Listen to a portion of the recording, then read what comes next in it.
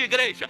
A Bíblia diz, aquele que crê e for batizado será salvo. Eu criei e já fui batizado. Eu não preciso de igreja. Eu posso viver a minha vida. E já encontrei. Eu dei como tema para essa mensagem a seita do gnosticismo, porque representa muito bem algumas heresias que permeavam o mundo cristão antes, durante e após a vinda de Cristo. E nós encontramos na Bíblia Sagrada, principalmente no Novo Testamento, alguns ensinamentos que nós às vezes não entendemos muito bem dos porquês desses ensinamentos. Porque na verdade os apóstolos estavam refutando alguns daqueles ensinamentos heréticos na época do primeiro século. Um desses ensinamentos que era muito próximo do gnosticismo se chamava docentismo. Eu sei que para muitos talvez esses nomes não terão muito sentido, mas o docentismo ensinava que Jesus não tinha um corpo real, que era apenas uma ilusão de ótica,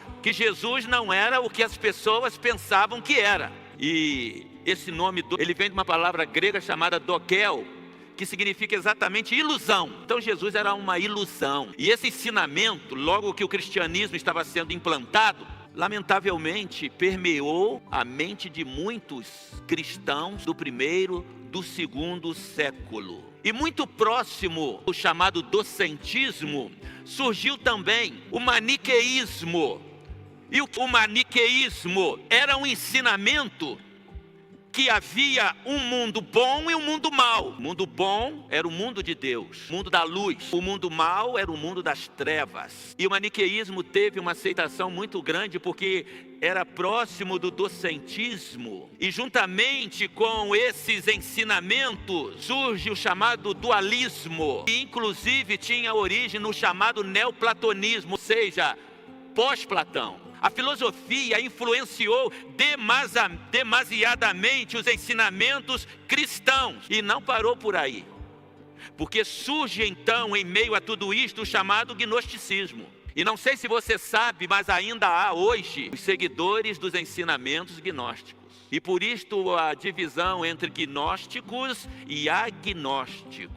Os agnósticos são aqueles que afirmam que não podem afirmar se Deus existe ou se não existe. Deus afirma que Deus não existe. Os agnósticos dizem, não tenho certeza. Se Deus existe, Deus não existe. Enquanto o gnosticismo ensina que a salvação da pessoa vem pelo que é chamado de gnose. Gnose significa conhecimento. Não conhecimento intelectual, não conhecimento humano, mas um conhecimento que está à luz do mundo espiritual desconhecido. Então as pessoas têm que ser elevadas a um nível espiritual tal que elas adquirem um conhecimento que foge ao conhecimento intelectual e que não precisa de Cristo, não precisa de qualquer tipo de crença, apenas do saber. E exatamente por causa de tudo isto, surgem outros ensinamentos terríveis, desde o primeiro, segundo, terceiro século, e vem então um ensinamento chamado pelagianismo. E Pelágio já vai ensinar totalmente o contrário, de que o homem, o ser humano, não tem nenhum pecado original. O pecado de Adão e Eva não atingiu a ninguém. As pessoas só respondem pelos seus próprios pecados, mas ele não tem o que a Bíblia chama de pecado original. É interessante que as igrejas, elas estão permeadas pelos ensinamentos de alguém que fez parte de tudo isto, chamado Agostinho, Santo Agostinho. As igrejas, muitas delas evangélicas. Agostinho foi maniqueísta, Agostinho foi gnóstico, só se converteu com a pregação de Ambrósio, que era também um bispo católico, se converteu ao catolicismo. Mas não só a igreja católica, mas as igrejas evangélicas, lamentavelmente, estão permeadas por esses ensinamentos. E tudo isso que eu estou dizendo para você é como introdução para o texto que quero ler nesta hora. Para você entender que muitos cristãos hoje evangélicos têm sido vítima desses ensinamentos, que não morreram lá, que permeiam ainda os ensinamentos em muitas igrejas evangélicas. E nós encontramos aqui na primeira carta de João, você vai verificar que João está exatamente combatendo a muitos desses ensinamentos que estavam entrando na igreja lá no seu início. Além de muitos outros textos bíblicos, que se possível for na próxima semana, no próximo domingo, eu mencione para vocês. Olha o que João diz, combatendo esses ensinamentos. O que era desde o princípio, que ouvimos, o que vimos com os nossos olhos. Ele está combatendo a ideia de que Jesus era uma ilusão de ótica, de que aquilo não era real. João está dizendo que desde o princípio, o que é desde o princípio, é o mesmo João que escreveu lá no livro de João, no primeiro capítulo, no princípio era o verbo estava com Deus, o verbo era Deus. E ele vem dizer agora, o que era desde o princípio, uma referência a Jesus, que vimos com os nossos olhos, o que contemplamos, nos tocaram, as nossas mãos apalparam, isto proclamamos a respeito da palavra da vida. A vida é Jesus Cristo. Ele mesmo disse, eu sou a vida, eu sou o caminho, eu sou a verdade, eu sou a vida. Tudo isso para combater uma tese herética de seitas que tinham como pano de fundo, como base, filosofias vãs da época. Aquilo que nós vimos, que nós tocamos, nós apalpamos, isto proclamamos a respeito da palavra da vida. A vida se manifestou, a verdadeira vida se manifestou, não é uma ilusão. Nós a vimos e dela testemunhamos e proclamamos a vocês a vida eterna que estava com o Pai e nos foi manifesta. A vida eterna estava com Deus. Mas o texto sagrado diz que a verdade que os gnósticos queriam dizer que levava a pessoa à salvação, a verdade se fez carne, habitou entre nós e nós vimos a sua glória como a glória do unigênito do Pai, cheio de graça e de verdade. A verdade é Jesus, a verdade é Jesus, a palavra é Jesus, a gnose é Jesus. Proclamamos o que vimos e ouvimos, para que vocês também tenham comunhão conosco. Nossa comunhão é com o Pai, com o Filho, Jesus Cristo. João está dizendo que aqueles que são alcançados pela graça e que experimentam a vida, fazem parte agora de uma comunidade, fazem parte de uma família, a família daqueles que são chamados pelo nome do Filho de Deus. São aqueles que são salvos por Jesus Cristo, que têm os seus nomes escritos no livro da vida. O verbo se fez carne e habitou entre nós. Nós vimos a sua glória, como a glória do único do Pai, cheio de graça e de verdade. E João, ele continua no seu testemunho, e você pode ver a correlação que tem entre o capítulo 1 de João e o capítulo 1 desta primeira carta de João. Olha o que ele diz a seguir a partir do verso 5. Esta é a mensagem que dele ouvimos e transmitimos a vocês. Deus é luz, nele não há trevas alguma.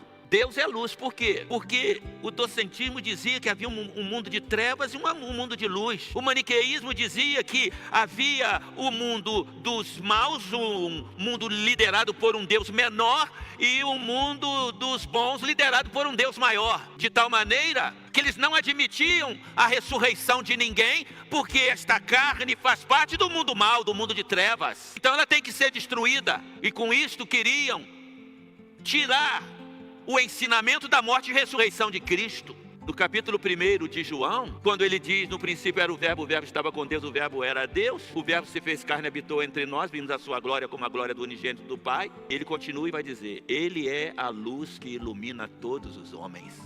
A luz que veio ao mundo, mas os homens amaram mais as trevas do que a luz. E ele vem agora escrevendo às igrejas e dizendo, Deus é luz, nele não há treva alguma. Se afirmamos que temos comunhão com ele, mas andamos nas trevas, mentimos e não praticamos a verdade. Porque havia uma crença na época de que o ser humano poderia, aliás, este ensinamento ainda continua nos dias de hoje, proclamado por pastores conceituados, o chamado universalismo. As pessoas poderiam praticar qualquer tipo de mal que não os levava à perdição. Deus não vai condenar ninguém à perdição.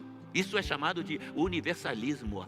Todos são filhos de Deus, todos estão salvos e não tem que se preocupar com penalidade ou castigo eterno. Mas é um ensinamento sem procedência, porque o texto mostra que João está exatamente combatendo esta heresia que permeava a mente dos primeiros cristãos e permeia a mente dos cristãos nos dias de hoje. E você vai ver pessoas que vão dizer assim: mas pastor, a Bíblia diz, aquele que crê e for batizado será salvo. Eu criei e já fui batizado, eu não preciso de igreja, eu posso viver a minha vida. E já encontrei pessoas desta igreja que me dizem isto: heresias, ensinamentos antibíblicos, para não dizer ensinamentos diabólicos. Porque se a igreja é corpo de Cristo, Ele é a cabeça, então a cabeça vai existir sem corpo. Não há essa possibilidade. Nós somos corpo de Cristo como igreja, e como tais precisamos levar a sério o nosso compromisso com Cristo. Ele é o cabeça da igreja e nós somos membros do seu corpo. João,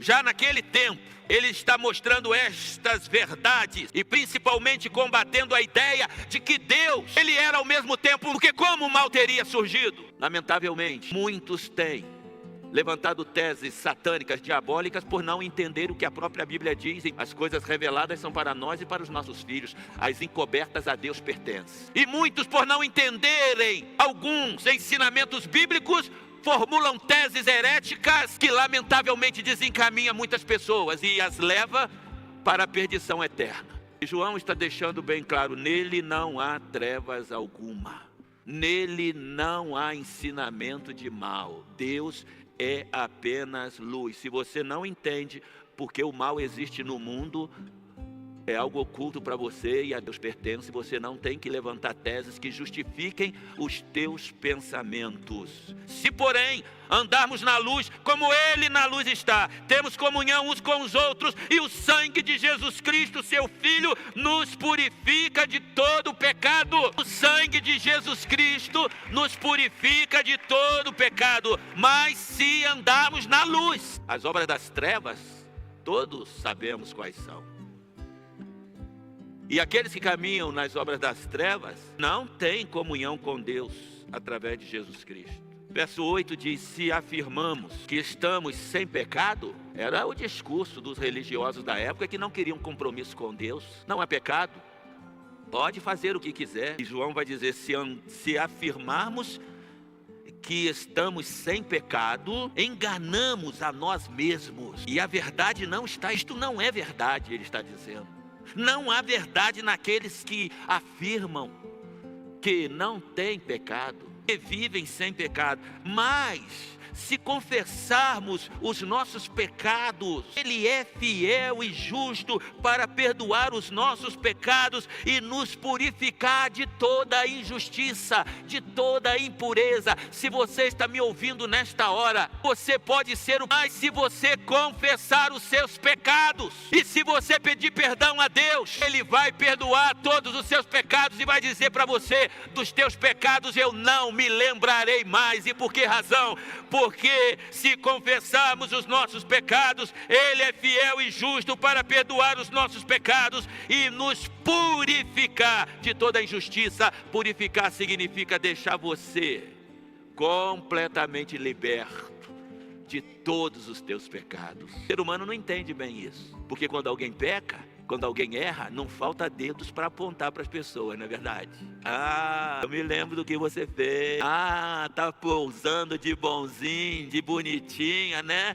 Eu conheço o teu passado. Mas Deus lança o teu passado no fundo do mar. Ele só lembra do teu presente e projeta um futuro de vitórias para a tua vida. Dos teus pecados eu não me lembrarei mais. Pode ser um bandido, pode ser uma prostituta, pode ser um traficante, pode ser um matador, mas quando arrepende-se dos seus pecados, entrega a sua vida a Jesus, o sangue de Jesus Cristo te purifica de todos os teus pecados. Porém, se afirmarmos que não temos cometido pecado, Ele está combatendo aqueles que achavam que eram justos por si só. E Deus amava a todos e levaria todos para o céu. Que podia viver a vida que quisesse viver. Não é assim que muitos pensam hoje? Estão dentro da igreja na hora do culto. Mas e depois do culto? Onde está a vida de pureza, de santidade, de comunhão com Deus? Tem uma música que a gente canta que diz assim: não termina aqui. O culto não termina aqui. O culto continua na tua casa, continua no teu lazer, porque Deus está dentro de você, pela pessoa do Espírito Santo que habita em. Se dissermos, ele termina. Se afirmarmos, se dissermos que não temos pecado, fazemos de Deus e a sua palavra não está aí. Porque a palavra diz: todos pecaram, destituídos estão da glória de Deus. O salário do pecado é a morte, mas o dom gratuito de Deus, a dádiva gratuita de Deus, é a vida eterna por Cristo Jesus, o nosso Senhor. O propósito de Deus é que todos sejam alcançados, todos sejam salvos pelo sacrifício do sangue vertido na cruz do Calvário. Você precisa tão somente crer. E é por isso que eu sempre desafio você. Fale de Jesus para alguém. Convide alguém para ouvir a palavra. Porque Jesus veio buscar e salvar o que se havia perdido. Mas Ele não está aqui pessoalmente. Mas Ele quer estar de você.